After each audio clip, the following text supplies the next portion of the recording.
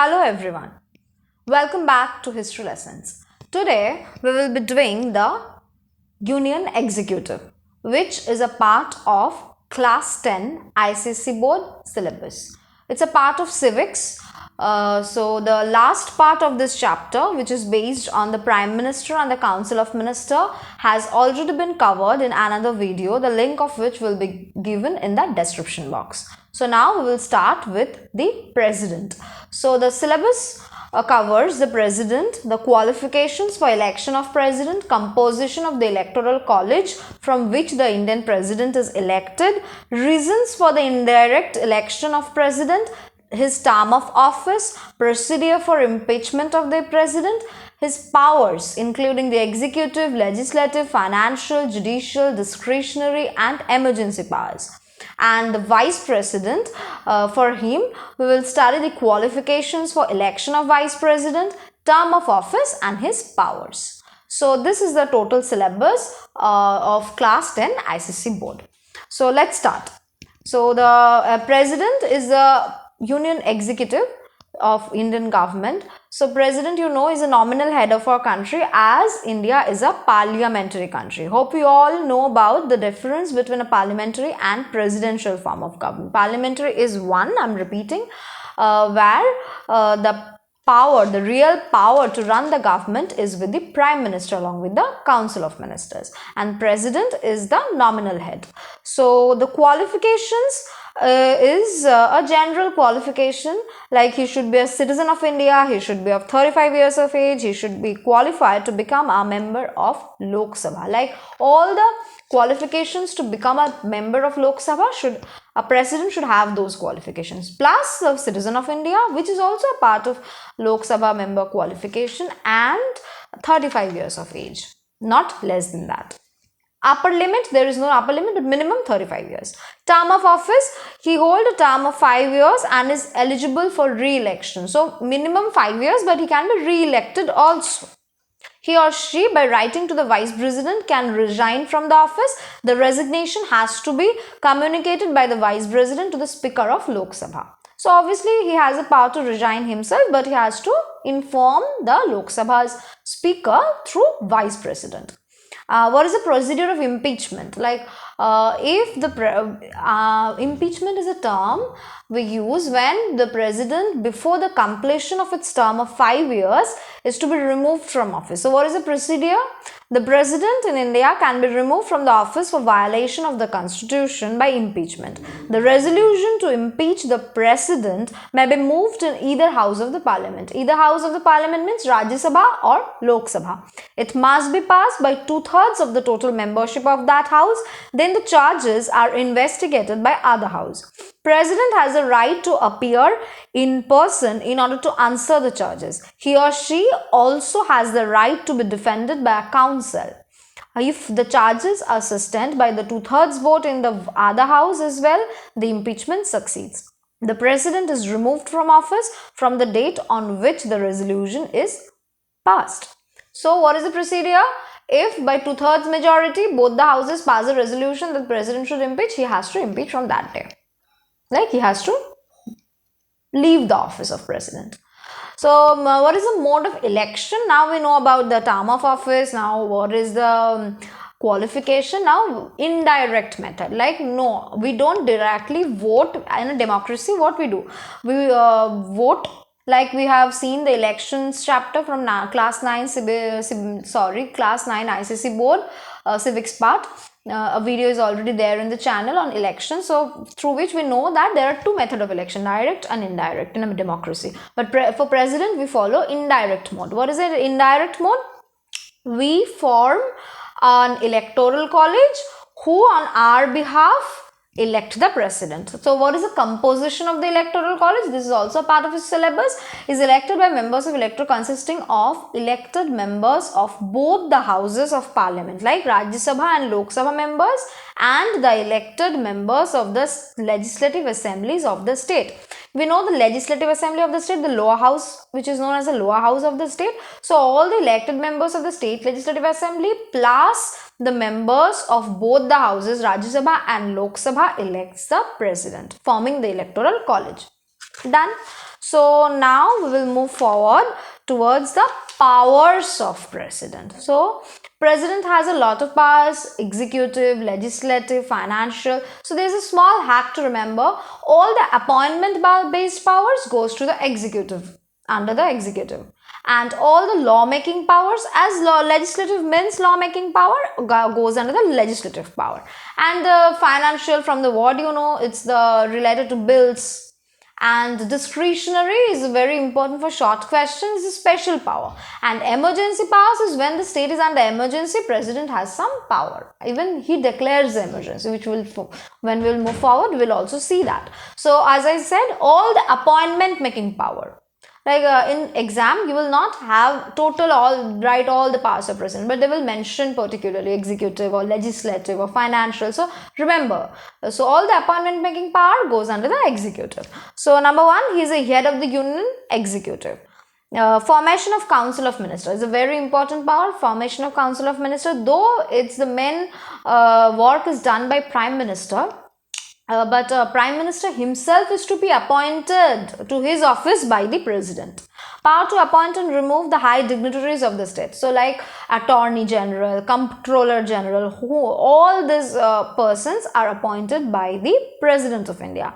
Administration of union territories. Union territories, so we all know that India, apart from the states, have some union territories like Pondicherry, Daman and Diu. So all these union territories are directly under the control of the president.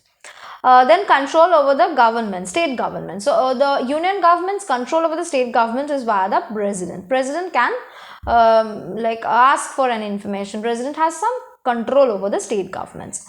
Then the military powers, which is not a part of your syllabus, but you can just see that to declare war and peace and all. Then the legislative power, president has which is a very important part of your syllabus, and the question of legislative power is very important from examination point of view. Powers to summon, prorogue the parliament and dissolve the Lok Sabha. Like for session beginning, president has the power to call it. Then nominating members of the houses. So you know that Rajya Sabha has 12 members nominated members, not elected members. All those 12 members are nominated by the president, and 2 members from Anglo-Indian community on Lok Sabha, which is also nominated by the president. So president has special powers regarding this. The right to address and send messages. President has this assent to the legislation. Assent means to give yes or no to a bill. So this assent, president finally signs a bill, and then it becomes a law or act. Previous sanction to the introduction of a bill. So he can previously, like from before, sanction a bill to become an act. Power to promulgate ordinances. Ordinance, very important. Ordinance can come as a short question like define ordinance or what do you understand by ordinance. An ordinance is direction or command of an authoritative nature. It has the same force and effect as an act of parliament. And so this ordinance can only be called, like only the president has the power to call for an ordinance. So it's like an act, similar weightage like an act of parliament. What is the financial? Now we'll come back to the financial part of powers of president. A money bill cannot be introduced except on the recommendation of president. Money bill, you all know, it's a very important bill related to money or financial matter. It can only be introduced with the recommendation of president. The presidents have caused to the laid before both the house of the parliament the annual budget. Annual budget presentation. For that, president has an enormous important role. The contingency fund is placed at the disposal of the president. It enables the president to advance some money for the purpose of meeting unforeseen expenditure. So like if a pandemic occurs like now, the president has the power to give some money from the contingency budget of India. Or any epidemic occurs, or any disaster, natural disaster, or any man-made disaster, if something happens which should not happen, accident actually. So president has a power to give some relief fund from the contingency fund of India. The president appoints a finance commission after every 5 years. You know the finance commission is a very important commission for all the financial powers and financial relations of the country, and for which the president has the ultimate power to call it after 5 years. The judicial power. President can grant You all know that if a death sentence is been given to a criminal, the president has a power to repeal that sentence. If president is asked and president feels that no one has the authority to overchange that. And the president is not answerable to any court for the exercise of the powers and duties of his or her office. So if he is doing something out of his power, he is not answerable before any court. No criminal proceeding shall be instituted against the president in any court during the term of office. His term of office of 5 years, no proceedings can be done against him. Now coming back to the discretionary powers, very important for short question. The president may withhold an assent to a bill or may send it back for reconsideration if it is not a money bill. So an ordinary bill can be reasoned by the president for as many times he wants it, and there is no one to overcharge that. When no political party or no leader seems to enjoy majority support in Lok Sabha, the president shall have the freedom to decide who should be appointed as prime minister. So, president has certain say on the election of prime minister also. If there is no political party or majority who won a majority in an election, like in a vote, if there is no majority, a single party has not got a majority, the president has a role to select a prime minister from among all the eligible candidates. Even if there is a majority, president is a person who appoints the prime minister to his office. It comes under the executive power, and when it's a discretionary powers, is if there is no majority, so there is a slight difference between these two. You have to remember that.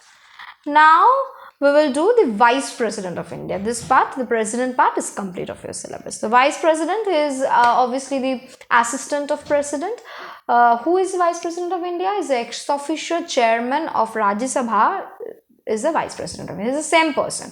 Who is the Vice President? Is the ex officio chairman of Rajya Sabha, and the ex officio chairman is the Vice President, vice versa.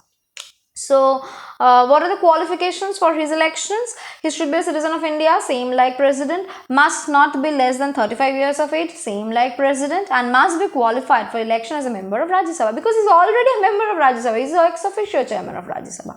So, what is the term of office? Normally similar for president, 5 years, but however, he continues to hold office until his successor enters. So what are the powers of Vice President? He has very limited power, but yes, he also has some powers. Like the normal function of Vice President is to act as the ex officio chairman of Rajya Sabha, as I already mentioned, as regulates debates proceedings of the House and decides the order of the speeches. And he decides the admissibility of a resolution or of questions. He may suspend or adjourn the business of the House in case of grave disorder. He issues directions to the chairpersons of various committees in all matters relating to their working. The Vice President will take over the office of President normally under some situations. So which are they? If the President dies before completion of his term. Nextly, if he resigns from his office. And thirdly, on removal of president, and when president owing to absence, illness, if the president is impeached, for the time being he holds the office. So in the event of president's death, resignation, removal, the vice president acts as president until a new president is re-elected and enters upon his office. So this is all for today. It's a very short lecture explaining the president, his powers, his method of election, and the vice president, his powers also. Hope you like the video, and please don't forget to subscribe the channel and press the bell icon for regular updates from history lessons.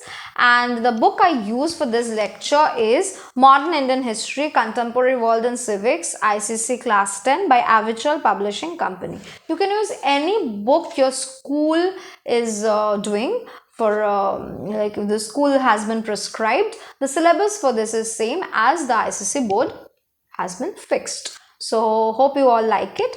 Thank you.